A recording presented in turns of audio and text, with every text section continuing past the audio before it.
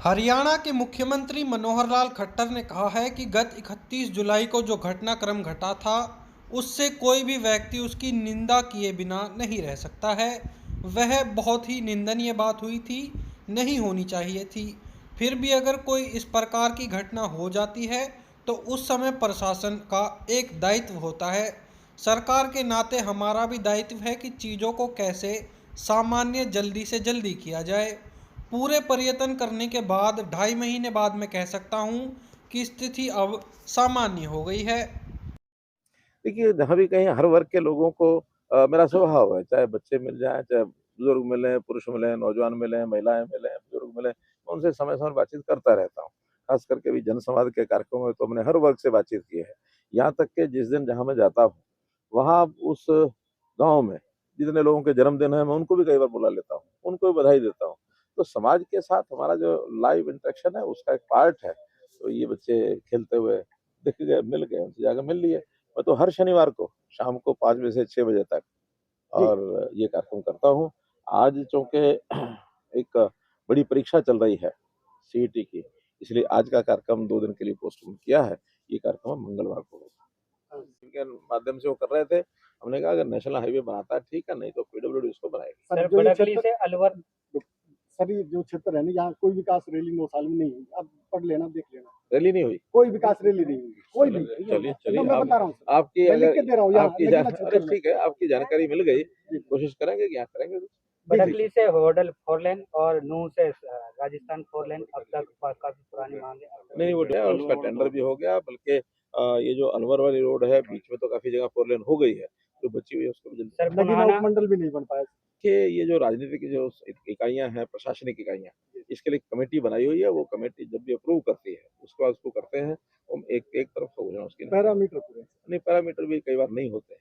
Sir आपको लगता है पैरामीटर पूरे हैं अब लेकिन आपने कर दिए सर। चलो देखेंगे और होंगे तो करेंगे। आपको तो पुराने लगा नगर देखिए आपको पता है कि पिछले दिनों में 31 जुलाई को जो यहाँ घटनाक्रम घटा है, उससे कोई भी व्यक्ति उसकी निंदा किए बिना नहीं रह सकता और निंदनीय वो बात हुई थी, नहीं होनी चाहिए थी। फिर भी अगर कोई इस प्रकार की अप्रिय घटना हो जाती है, तो उस समय प्रशासन का भी एक दायित्व होता है, सरकार के नाते हमारा भी दायित्व है कि चीज़ों को कैसे सामान्य जल्दी से जल्दी किया जाए। हमने अपने पूरे प्रयत्न करने के बाद मैं आज 2.5 महीने के बाद कह सकता हूँ कि स्थितियाँ बहुत सामान्य हो गई हैं। काफ़ी लोगों से मेरी व्यक्तिगत बात हुई, ग्रुप्स में बात हुई है।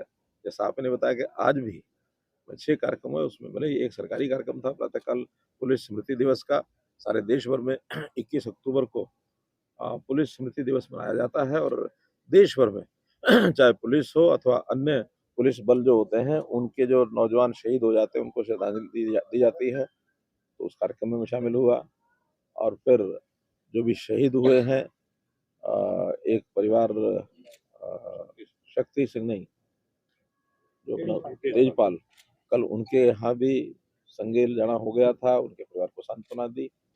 ऐसे जो और नुकसान हुए हैं, उन सब नुकसान की जिनकी भरपाई हमने करनी थी उनको भी बताया है, जिनका अभी भी शेष है, उनकी भी बहुत जल्दी निर्णय कर लिया जाएगा। कुछ गाड़ियों का नुकसान उसकी भरपाई अभी नहीं हुई है क्योंकि इंश्योरेंस वगैरह की सारी उसकी जाँच करनी है, उस जाँच के बाद उनकी भरपाई हो जाएगी। हाँ, आज बड़खली चौक पर आने के बाद कुछ लोगों ने कहा कि हमारे नाम रह गए, जिसका अभी जाँच नहीं हुई है, वो हमने डिप्टी कमिश्नर को कह दिया है।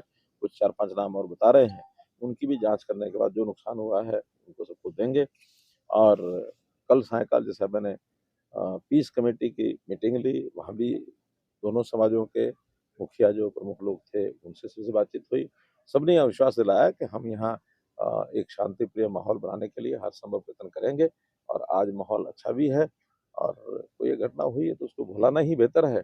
आगे जो भी समाज है, हर कोई अपने सामाजिक, धार्मिक कार्यक्रम, यात्राएँ या अपने मंदिर, मस्जिद जहाँ भी जिसका कोई फंक्शन है, कार्यक्रम है, उसको इंडिपेंडेंटली करें, एक-दूसरे का सम्मान करें। इस प्रकार की बात सब लोगों ने स्वीकार की है और आगे मैं समझता हूँ अच्छा हो जाएगा।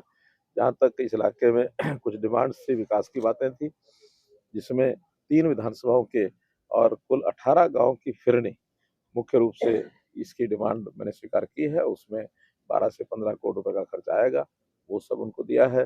साथ ही कुछ पुलिस की ओर से भी इस इलाके में अलग-अलग जगह पर हाज़िरी बढ़ाई जाए, कुछ पुलिस चौकियाँ विशेष तौर पर फिरोजपुर झरका में एक घोड़ा पुलिस चौकी होती थी, उसको बंद कर दिया गया था, लेकिन दोबारा से हमने उसको रिवाइव किया है और उसमें घोड़ा पुलिस की जो उपस्थिति है वो वहाँ रहेगी, ताकि इस इलाके में जंगल का इलाका, पहाड़ी इलाका, जहाँ शायद सामान्यतः वैसे पेट्रोलिंग होती नहीं है, तो घोड़ों पर पेट्रोलिंग करके कोई भी लॉ एंड ऑर्डर की स्थिति को ठीक रखने के लिए उसका अपना एक उपयोग होगा।